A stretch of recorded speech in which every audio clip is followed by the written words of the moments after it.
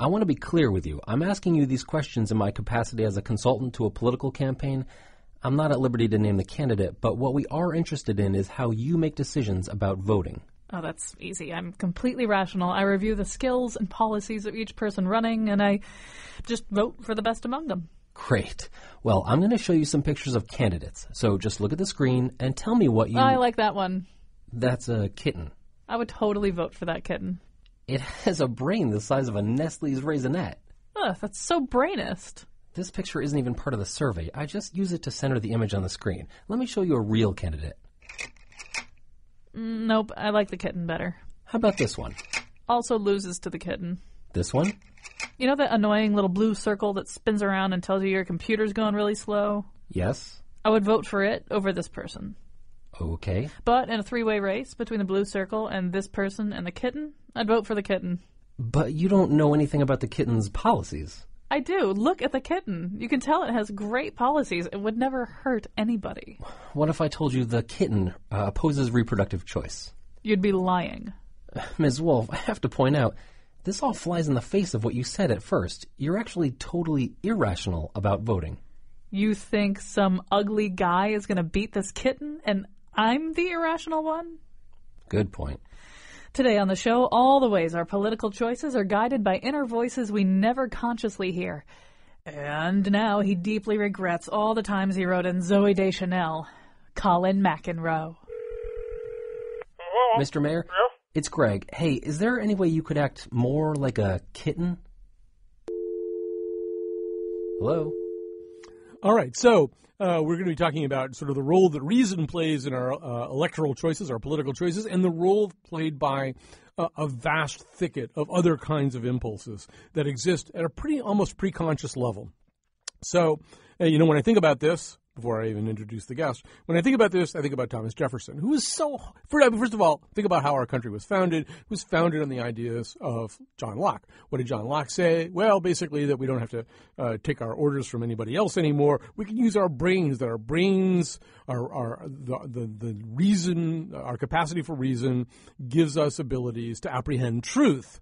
In a way that's much more profound and real than the vassalage we endured under the divine right of kings or any other calcified system, right? So reason with a capital R, that was the best thing in the world.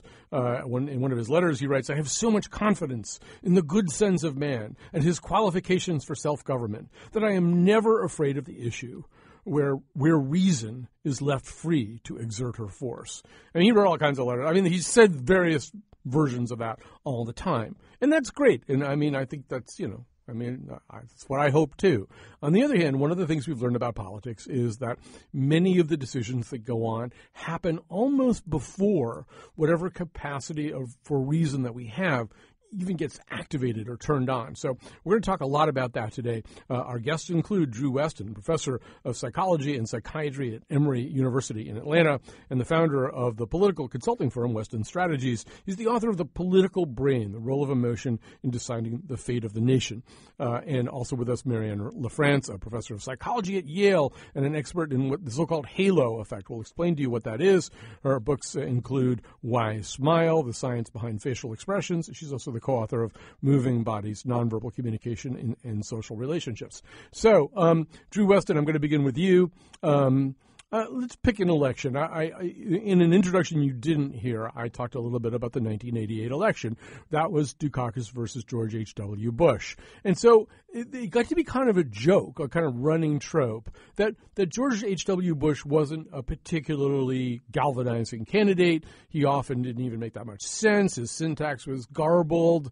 The kinds of things he said seemed a little bit vacuous at times. It was also absolutely clear to everybody that he was going to win. And there was a famous Saturday Night Live fake debate in which Dana Carvey, playing George H.W. Bush, gave these sort of garbled, repetitive, empty answers to various questions. And John Lovitz, playing Michael Dukakis, eventually he's asked for a response by the moderator, and he says, I can't believe I'm losing to this guy, which, was sort of summed up how a lot of people might have thought about that. However, based on my reading of your work, I think one thing you might say is some of those decisions got made before anybody started talking. Some of those decisions might have gotten made in the first 15 or 30 seconds of somebody looking at a still photograph of each candidate. Is that fair to say? I think it is fair to say. I think it's also fair to say that Dukakis, not surprisingly, lost about 18 points after his famous debate response with George H.W. Bush, who you're absolutely right didn't quite have kitten-like nonverbals. Mm-hmm. So his famous response, and this gets into the, we're calling this visceral voting. What could be more visceral? So he's asked by Bernard Shaw what he would do if his wife, Kitty Dukakis, was raped and killed. And he sort of dithered and gave a kind of boilerplate answer that didn't indicate any real emotional connection to the question. At the time, I was watching that debate, and what I wanted him to say was, well, of course, if that happened to my wife, I would be crazy. I would be crazy, and you don't want crazy people making decisions about criminal justice policy. That's why, in fact, I believe what I believe. But he didn't say anything like that. He didn't use any visceral words, and you're saying that's one of the places he lost that election. Yeah, I think that was really a turning point, because what Bush was doing was he was not only relying on emotion, but he was also relying on racial politics, because there was an ad that was run by a let's just say an adjunct to the Bush campaign about this really scary, dark-skinned black guy with a big afro named Willie Horton, whose name actually was William Horton, but they called him Willie Horton, who had gotten out on a furlough program from Dukakis's home state, which actually resembled the furlough program that Reagan and Bush had themselves put in at the federal level. But there are those pesky reasons again, those pesky issues again that don't really matter.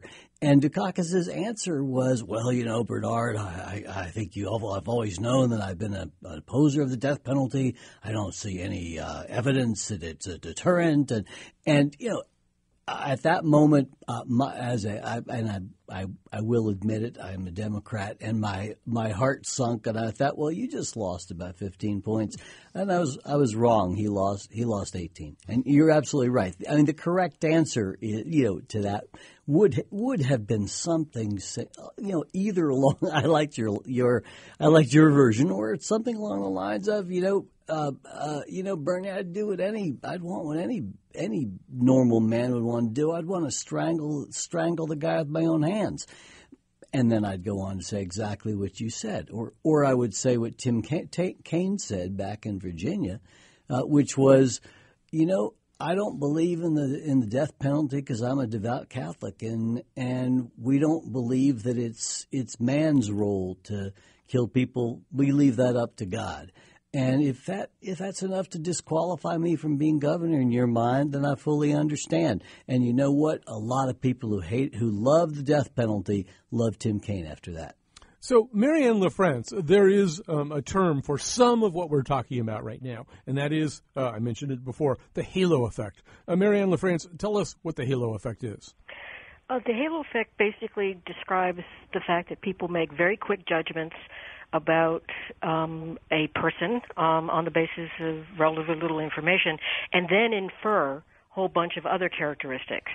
So, for example, if you are shown a photograph of a very attractive person compared to another photograph of an unattractive person, the data show repeatedly that the attractive person tends to be seen as a nicer person, probably a smarter person, probably a happier person, probably a better parent, probably a better person more generally than the unattractive person. So what the halo is the glow that surrounds a positive first impression that then produces a lot of inference about traits which are ambiguous at best, but people infer them nonetheless. So part of that is, another term we use sometimes is confirmation bias. So I really like candidate X. Therefore, confronted with some suggestion that he's inimical to my best interest, that he'll strip me of my health care, that he'll tax me more, whatever it is that I'm worried about, I find some way of discarding that information and privileging other information that kind of fits with what I want to think. Right. The confirmation bias is similar to the halo effect, the difference being that the halo effect begins from a place of no knowledge. Then you're given some information. So you are told that a person that you're about to interview is a really kind of hostile, nasty person. And that then spills over into other attributions about what the person is probably like. They're probably likely to beat their cat and otherwise undesirable worker and so on. The confirmation bias assumes that we already have an impression in mind, and now we're working to make sure that our initial impression is upheld because we look for information that will affirm what we initially thought. So, Drew Weston, I read your book years ago, but it really shaped my thinking a lot. And one of the processes that you describe, and it's been repeated even since then in lots of other studies, is this really kind of quick snapshot, first impression, less than 60 seconds, and it's almost like a baby duck imprinting on a mother figure, right? It's like, you look at this person, you develop this unshakable perception of this person, and then that persists. And one question I had about this, and it's very pertinent right now, take a candidate or a political figure like Hillary Clinton.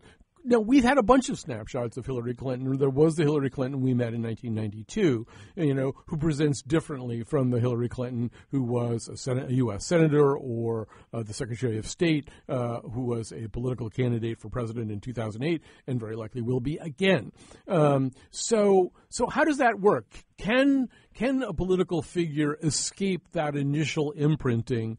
Do we ever re-imprint and come up with a different set of suppositions about a candidate?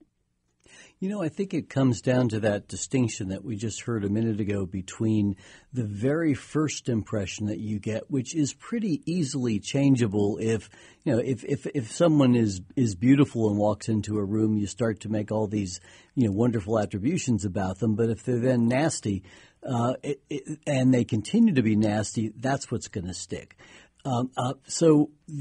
Can you change that first impression? Yes, although you have to overcome it. Can you change that second impression? That's the one that's much harder.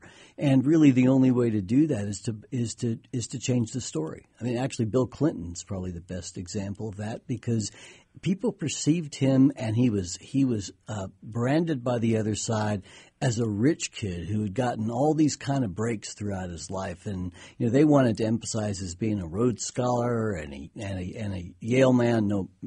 Nothing negative meant to my to my colleague over there, but he then ran this ad that changed everything called Man from Hope, where it shows that he was born poor, and it turned out that whole story was wrong, and that changed perceptions of him right away. I think a bunch of things changed perceptions of Clinton. There was certainly what you just said. There was also ads that ran after he'd fulfilled the nomination and picked Al Gore as his running mate. They ran these ads that almost invariably showed these two guys in their shirt sleeves. They didn't have their jackets on. They had their suit jackets off, and they'd be working these rope lines, and they'd be reaching over these rope lines and very with a lot of vigor, kind of shaking hands with regular people, and you'd see them. They were almost never depicted in suits, but they were moving around very informally in the commercials. Whereas George H.W. Bush, who was once again the opponent, a very formal guy, almost never shown touching another human being in any of his commercials. H. Ross Perot obviously, seemed like a space alien to a lot of people. So that one of the things that Clinton did, I think, that sort of points to what both of you are saying is, at a very visceral level, I'm a human being. In fact, I don't even have to hide the fact that my armpits get sweaty, although that might be a good idea for some candidates. It's good that my armpits get sweaty because I'm a regular guy from the South, and I can touch people. Kellen, if I could come in here. Yeah, go ahead, One Mary. of the studies done several decades ago by Harold Kelly at UCLA described what he called central traits, and he basically said that warmth versus coldness was a central trait, and that people care about that as a dimension of evaluating people. So politicians as well as new products are often represented as being likable, as being attractive to people, as people want to be close to, and they then spill over into a whole set of other characteristics which are unrelated. So what's interesting about the halo effect or the first impression effect is that those other characteristics that we should care about in a politician, like are they conscientious, are they competent, are they smart, are they moral creatures, we extrapolate from warmth and likability to these other characteristics, and in fact why it's considered a bias, the halo effect is that there is no obvious correlation with these other kinds of traits.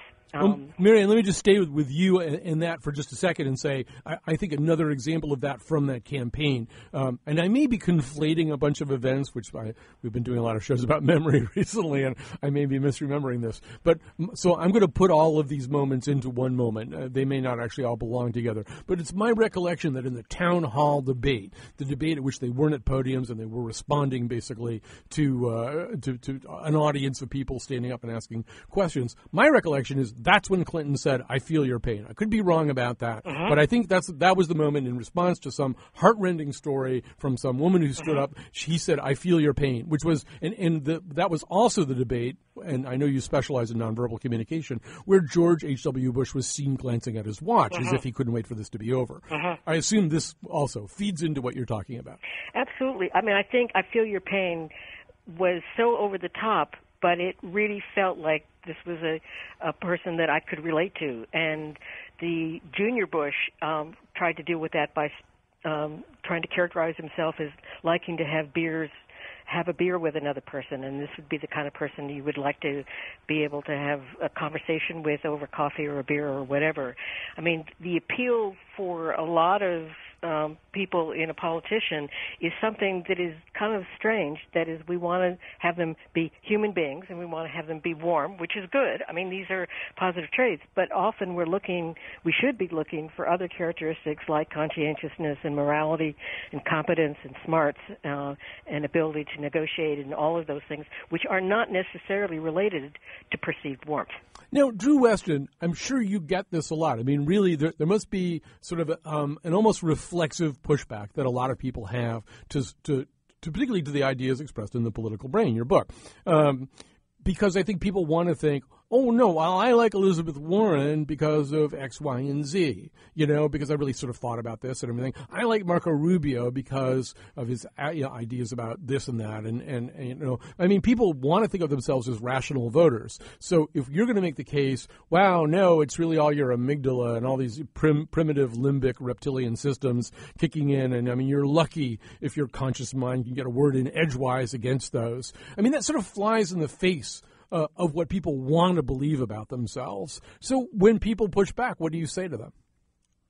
I usually point out the difference between Bill Clinton and Al Gore, and then they don't ask again. So do you elaborate on that? Yeah, I mean, if Bill Clinton, I mean, the photos you talked about and the videos of the two of them campaigning were just a great example of as good nonverbals as you can get and as good shots as you can get of youth and vigor. And warmth. That's what they really portrayed. But Al Gore's nonverbals, as well as his verbal presentation, just never did what Bill Clinton's did, which was, I mean, I always say to candidates, there's really only two things that that voters are judging you on. One is this a person who understands and cares about people like me? And is this a person who shares my values? And they figure, if you do the two of those things, then you're probably going to pick policies, and you're going to probably be on the same on the same page with me on issues, and you'll surround yourself with people who are good if you don't know the answers yourself. So, Marianne LaFrance, to his point, okay, so many of us remember the moment in the 2000 debate where George W. Bush and Al Gore are debating. And at one point, Gore said to him, I mean, Gore, of course, famously sighed and rolled his eyes a few times during the debate, which is, of course, playing right into Marianne LaFrance's hands. But even more than that, sort of to Drew's point, there was a point where he said to George W. Bush, well, of course, that's all covered in Dingle Norwood.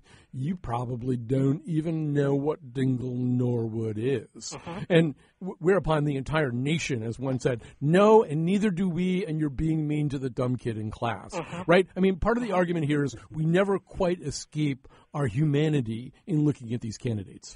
Oh, absolutely not. And we care about whether we like them. I mean, I think the thing that Drew and I keep coming back to is we care about whether we like a candidate. Now, theoretically, we should care about policy, and I understand Drew's view that we care about whether their values are shared with our own values, but often we don't know what the values are. I mean, truly, because campaigns are based on shots, if you will, of how the person can kiss a baby and shake a hand and appealing to other kinds of people. So likability is incredibly crucial, and we infer much from it. For example, we've done studies where we find that if we present information about someone who's having committed some particular offense like plagiarism or having cheated on an exam, and the only difference is a photograph that shows the person smiling or not, the smiling person is given more benefit of the doubt, is given some ability to step away from the thing and say, okay, let's try again on another kind of activity.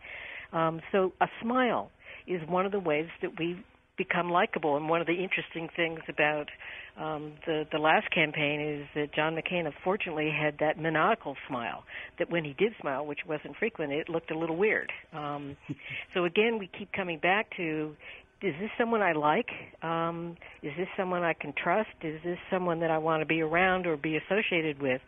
That matters a lot. Well, I also think, Drew Weston, that we have a series of underlying anxieties of which we are barely conscious, if conscious, maybe a little bit conscious. And with McCain, it's an interesting example that Marianne brings up right now, because with McCain, I think one of the underlying anxieties that was sometimes spoken aloud, sometimes just felt, was he was getting on in years. And at times he seemed vigorous and competent. But there was sort of the moment at which, was it Lehman Brothers or Bear Stearns, one of the big, huge, scary 2008 financial crises. McCain at one point thought maybe he should call off the presidential debate, and he just seemed not really sure what to do at a moment at which the entire country was panicking about their 401k plans and wondering, oh my God, is this it? Is this the next Great Depression? Are we circling the drain right now? And Obama kind of seemed, he steered a clearer course. He seemed at that moment, we talk about Obama in terms of how cool he is, and that's usually an indictment of him, right? He wouldn't be a lot of fun to be on the golf course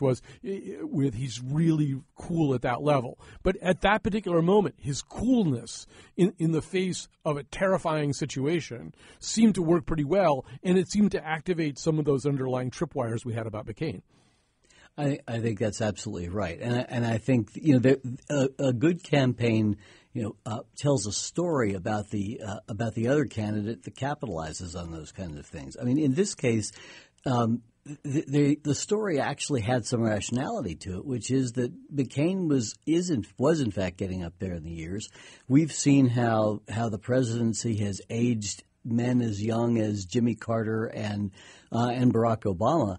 And he'd had, 2 or 3 melanomas, and there was Sarah Palin right there behind him. And I know a lot of Republicans who said to me, I just can't vote for him because he could die in office so easily, and Sarah Palin could become president. I want to return to Sarah Palin in the second segment here. I think there's some really interesting things to bring up about her. But so, Marianne LaFrance, I want to end this segment taking both of your temperatures on this. But I'll start with you, Marianne. So one of the things that concerns people about what we're talking about right now, if in fact it's, if maybe not exactly a universal law, but this very, very strong, difficult to resist tendency that we have to react to things that are not necessarily, carefully worded statements of policy and that don't even necessarily represent our own apprehensions of what a candidate really, really says and thinks and is about to do. So you get a book like Thomas Frank's, What's the Matter with Kansas, which I later discovered is actually released in other countries as What's the Matter with America, which is funny. But What's the Matter with Kansas? So one of Frank's arguments is, well, the Republicans have somehow or other been able to persuade working class people and lower middle class people and middle class people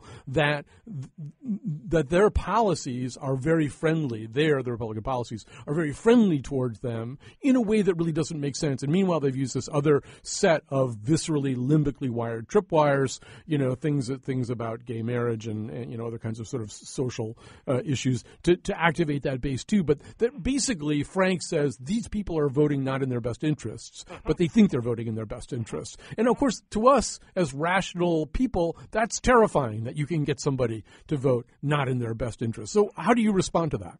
Oh, my goodness. It's a huge question and a really interesting question. Everything from going back to one of Marx's statements about false consciousness or about the notion that we have a tendency to system justify those policies which, in fact, are not in our own best interest. And there's a whole psychology that is devoted to trying to understand why it is that people vote against their own best interests. Part of it is that people don't pay close attention to policy. Literally the kind of programs that would go into effect, the kind of taxes and other kinds of situations that the government is involved with. We tend to want to go with what appeals to us to solve our fears and our anxieties. And I think the metaphor you're using about the sort of the tripwires is a really interesting one, because emotionally we're set to want to pay attention to safety issues. And one of the things that researchers who study this sort of thing have found out is that conservatives are really good about making a case that they'll take care of our safety. And that matters a lot to people, more so than the particulars of education or defense or infrastructure or you name it. That's the perfect place for us to pause it. It segues beautifully into our next segment. Thank you so much to Marianne LaFrance, professor of psychology at Yale, an expert on the halo effect. When we come back, we'll be talking more to Drew Weston about exactly what Marianne just set us up for. When you're smiling, the whole world smiles with you. When you're laughing, the sun comes shining through. When you're crying, you bring on. I'm in shock by that promo. We tried to get Richard Diana, who, by the way, was a running back for Yale. Drew Weston mentioned Yale a little while ago. I happen to have attended that place. And then played for the Miami Dolphins, I think. And we tried to get him on our inflammation show. We couldn't get him. Now he's on the Faith Middleton show. That's it. That's it, Richard Diana. You're never going to be on our show again, even if you beg. All right, so we're talking right now about visceral reactions, like the one that I just had. We're talking to Drew Weston, professor of psychology and psychiatry at Emory University. He really wrote one of the fundamental texts in this field called The Political Brain, the role of emotion in deciding the fate of the nation.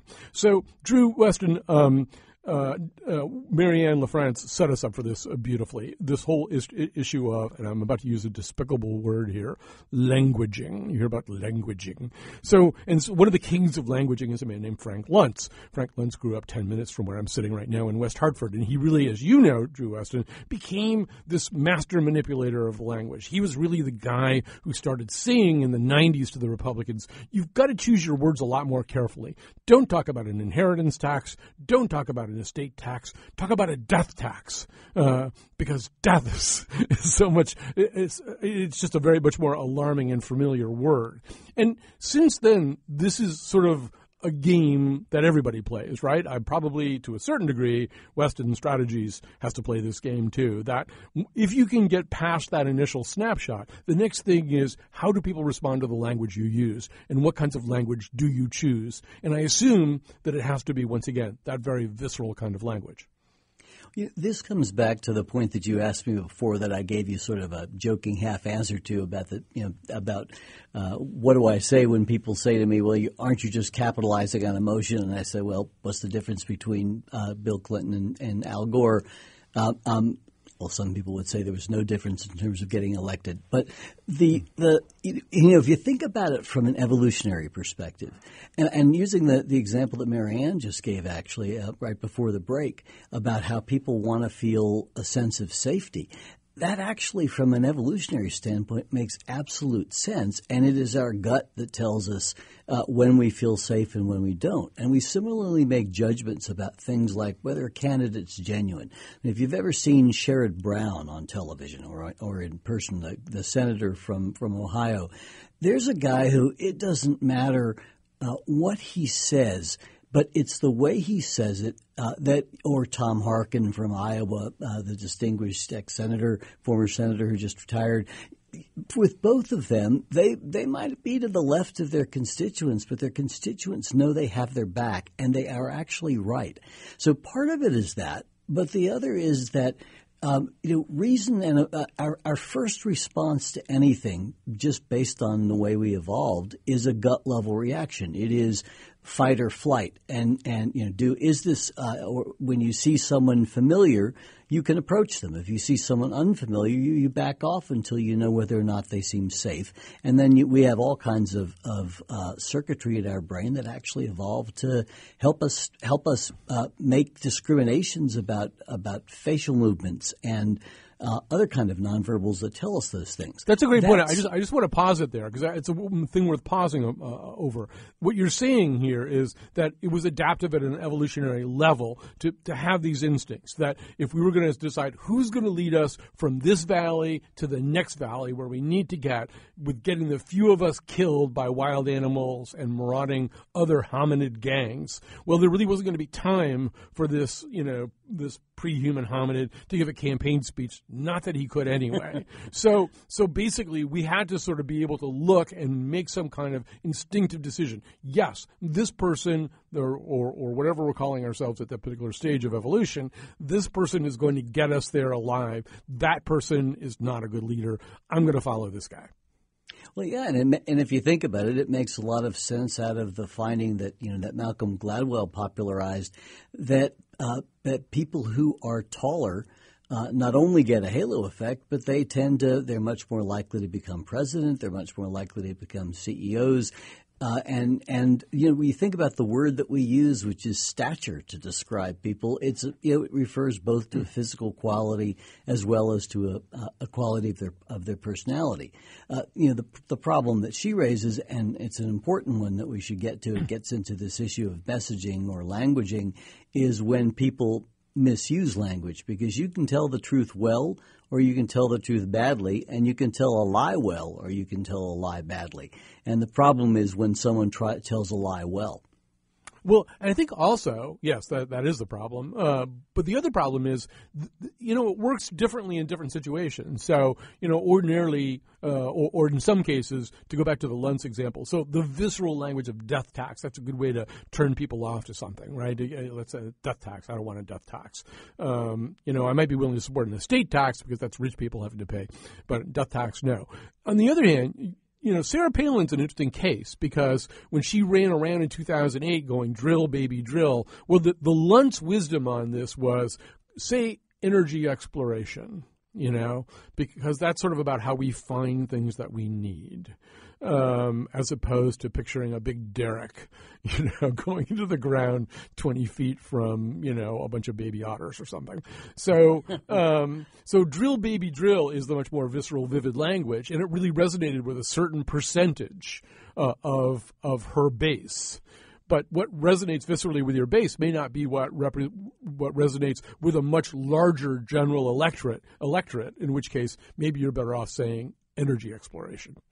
Well, that's exactly the problem that the Republicans have run into in the last few years. I mean, if you want to kind of pinpoint what's the biggest problem for the Democrats, the biggest problem for the Republicans, I think it's the Democrats' biggest problem is that they don't have in a crude language of marketing, they don't have a brand. People don't really know. When you say, well, they're for the minimum wage, they're for extending unemployment, that doesn't really say, well, what is it that makes you a Democrat? why would you want to be one?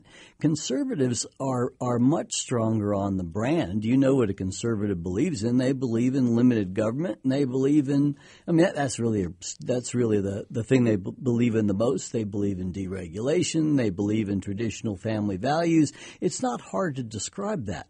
But the problem for Republicans is that the visceral language that appeals to their base, in fact, turns off the center. And every time, we've seen in the last two elections with both McCain and Mitt Romney, they twisted themselves so much into a pretzel that they were unrecognizable. And most voters had no idea which McCain would show up if he were president or which Mitt Romney would show up, the governor or this weird guy taking all these kind of strange positions that you knew he didn't believe. Binders full of women. All right, so which Republicans didn't have that problem? Which Republican didn't have that problem? Who could use language and imagery in a way that appealed to the center? Of course, Ronald Reagan. So we're going to play the Morning in America clip here. And I don't know if you want to say anything to set it up in terms of what you want people to listen to over the course of those 59 seconds. Sure. Let me say something about it, and that is that I think this is one of the two best campaign ads ever produced for a candidate. I think the other one was Clinton's "Man from Hope," but this one you can actually hear on the radio why it's so powerful. But let me say something about the imagery in it. It starts out with pictures. It starts out literally in early morning, where you can see the sun is just starting to come up, and you see that there's this productive activity of barges moving in and out of a port, and then you see this kid on his bike tossing newspapers, just like they did in the old days, and you see a young woman having her veil lifted by her grandmother, who's preparing her for her wedding, parentheses, she's never had sex before. And that's what the veil is all about. And then you see lots of these pictures of white picket fences, and I would add white people. I can't remember if there was even a single. I think there might have been one black person in that ad, but it was all about returning to a day where things were more pristine and things were more clear, and we knew it's kind of the Archie Bunker, goyles were goyles and men were men, The other thing about it that I just want to point out is that the other thing that's brilliant about this ad is that it is actually not only just a really positive ad, but it's also an attack ad. Everyone remembers it as Morning in America. It's called the Morning in America ad.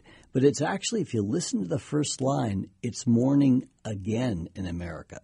And the whole thing is taking jabs at Carter Mondale without ever saying either one of their names, by saying,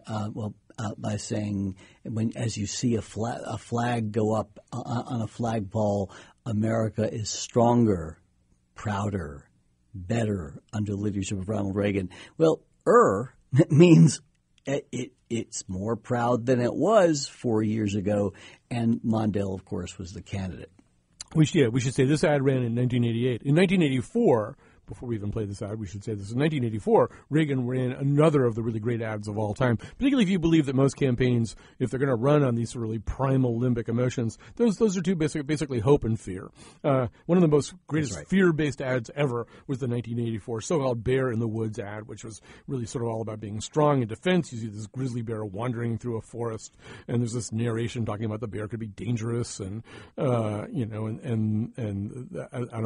the end, a man appears. The bear takes a step back, and then there's a picture of Reagan and the tagline, President Reagan, prepared for peace. Anyway, let's hear that. That was 84, when the whole idea was you really had to do an attack ad. This, I believe. So let's see. These are both from 84. They're both from 84, That's right? They're both. These are okay. They are my mistake. I'm thinking off the top of my head. All right. So here's Morning in America. It's morning again in America. Today, more men and women will go to work than ever before in our country's history. With interest rates at about half the record highs of 1980, nearly 2,000 families today will buy new homes, more than at any time in the past 4 years. This afternoon, 6,500 young men and women will be married. And with inflation at less than half of what it was just 4 years ago, they can look forward with confidence to the future. It's morning again in America. And under the leadership of President Reagan, our country is prouder and stronger and better. Why would we ever want to return to where we were less than 4 short years ago? You know, it's also worth noting, obviously, he won by a large margin in that election. In 80, he didn't. It was a relatively close election. It was a closer election. And I think by 84, he and his team, they've really mastered this kind of thing. You know, they really know how to speak to people at this level we're talking about. Well, they absolutely do. And there's something else about this ad, though, that I actually never really – I mean, I've listened to it probably 500 or 1,000 times. I've never really noticed before because I always watched it as I listened to it. And that is that ad is packed with facts. Mm-hmm. And I would never put together an ad with that many facts. But if you saw the images going by, the images are essentially pulling you in, and then you're listening to these facts that are backing it up. In fact, that's what you really – if you think about what makes the human brain special, it's not that we have reason instead of emotion. It's that we have reason and emotion. And it's that ability to put those two things together that makes for the best presidents, the people who can really lead. And it's also the thing that makes for the best policy and for the best ads. If you can say to people's gut – this is what we need, and you can say to their head, and this is why, and this is how to get there. You could also argue that the key to all this is to make a reason feel like emotion and emotion feel like reason. All right, let's take go ahead. Yeah, finish up your thought. Then we'll grab a break. I was just going to say that the flip side of something like a death tax is when you don't make a reasoned argument well because you use a word like Democrats use all the time, entitlement programs, which suggest people having their hands out asking for something that they don't deserve, as opposed to what FDR said. He called it social insurance. And responsible people take out insurance. In the 90s, I used to say to Democratic candidates whom I knew, stop talking about health care reform. People don't get health care. They go to the doctor. They might have a medical appointment. Almost nobody has a health care appointment in their appointment book. Great point. You know? I'd love to come back to that point, actually. All right. Let's grab a quick break. We'll come back. We're going to be talking also about big data in our final segment.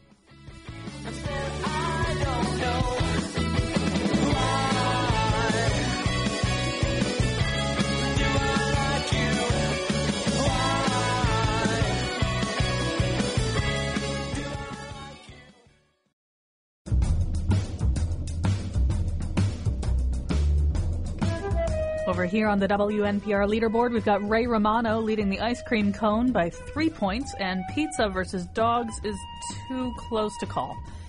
Today's show was produced by Josh Nalea and me, Kyone Wolf. Greg Hill appeared in the intro and tweets for us at WNPR Colin. The part of Bill Curry was played by William Henry Harrison. For show pages, articles, and the Faith Middleton Show staff's documentary about their participation in the unsuccessful Guy with a Hacking Cough for President campaign, visit our website, WNPR.org. On tomorrow's show, gastromusicology. We'll explain when the time comes. And now, back to Colin. No time to explain gastromusicology right now. Just join us on faith. Take it on faith that you want to be a part of the show tomorrow. All right, so Drew Weston's still with me. Joining us also, just to sort of veer off in a slightly different direction, Jen O'Malley Dillon, a partner and co-founder of Precision Strategies and deputy campaign manager for President Obama's 2012 re-election campaign. Also former executive director of the Democratic National Committee and worked on over 5 different presidential campaigns. So, Jen O'Malley Dillon, we've been talking exclusively for the last 40 minutes about candidates and about who candidates are and how they speak to voters. Maybe not exclusively, but mostly. So, but we haven't really been talking so much about who the voters are. But we know that we live in this age of big data where, in fact, theoretically, we are told that someone like Precision Strategies can look at a state like North Carolina, and based on a whole bunch of cross-tabbed data, information that's been sort of vouchered up on social media and everywhere else, and figure out that there's 400 people who are completely undecided voters for whom Lyme disease is just a bigger issue than it is for anybody else in the world. And if you could just perfectly tailor and get to them the right message about Lyme disease for your candidate, you can win this election. So that's both people's hope and people's fear, depending on which side of this equation that they're on. How real is all that? Well, I haven't been part of a campaign on Lyme disease yet, but there's probably still time. Look, I think big data gets a bad rap. Often I think that, as people think about it in the context of campaigns, folks feel like a candidate could take information and say one thing to one group and another thing to another group. And I think, if you kind of break it down and think about how we use data, it really is a tool for communicating better to voters in the way that they want to be communicated about what they care about.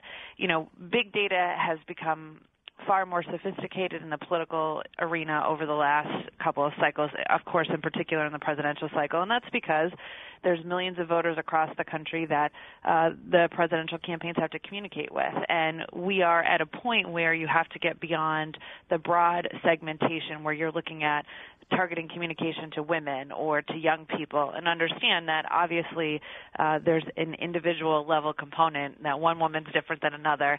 There might be similarities in issues that people care about, but if you could get to a point where you can customize campaigns, meet people where they are, and be able to engage them about the issues that they do care about, then you can be far more effective and efficient in your communication where you have resources as a serious problem and also where you have people's time is very much at a premium. So I think data allows you to better communicate, better target those communications, but it really is much broader than just the sense of, looking into somebody's life and finding out what they care about, but really having a better conversation and a more specific conversation with someone based on what they care about and how they want to engage with the campaign. There was this event that took place after the 2012 election, and I wouldn't be surprised to find out that you were there, at which supposedly the Obama people and the Romney people kind of met, and the Obama people kind of showed their cards a little bit in terms of how data was used, and the Romney people walked out and said to the press, we were basically playing a different game. They were playing NBA basketball. We were playing CYO basketball, at least when it came to that. I mean, is that a fair thing to say? I mean, was there a sophistication in 2012 that really constituted a tremendous advantage? Yes, I absolutely think there was. I think that it was partly because of the situation that the president was running for re-election and we had time on our side. We had run very competitively in 2008 and frankly learned how to use data as part of the president's first campaign to better target our communication. I think that, some of the specific examples that are referenced when you consider the Romney-Obama campaign, is the idea that the Romney campaign was not really looking at the accurate reflection of what the electorate looks like. So their path to victory and the stories that they thought that they were actually going to win was based on real data that they were getting. It just wasn't accurate, and it wasn't at the depth of the level of data that we were looking at to see how the election was. But also, when you look at the advertising dollars that we're spending, I know you were just talking about advertising in particular, we were able to use data to allow us to target different programs, often on cable in the middle of the afternoon, that cost the campaign less, but allowed us to reach these swing voters that really were truly still undecided.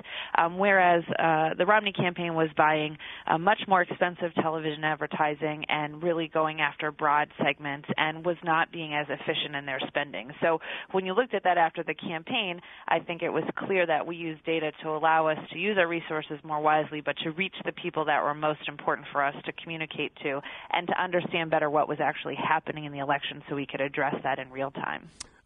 Drew Weston, I'm going to give you the last word if you can promise me that it'll be 15 seconds long, because that's how much time I have. So one of the responses, just to go full circle, and I'm sure Jen O'Malley Dillon would say the same thing, that you can have the best data in the world. You can have a genius like Jen O'Malley Dillon, but if you're not giving that data to a great candidate, if you don't start with a candidate who resonates in all the ways that you've talked about, all the data in the world's not going to help you. 15 seconds.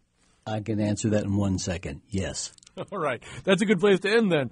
Yes. I think that's been used in a campaign. Yes, we can. Yes, we can end there. All right, and we will. Thanks very much to Josh and Leah for producing. Betsy Kaplan on the phones. Oh, that's pretty awesome right there. And thanks to Greg Hill and Kyone Wolf, too.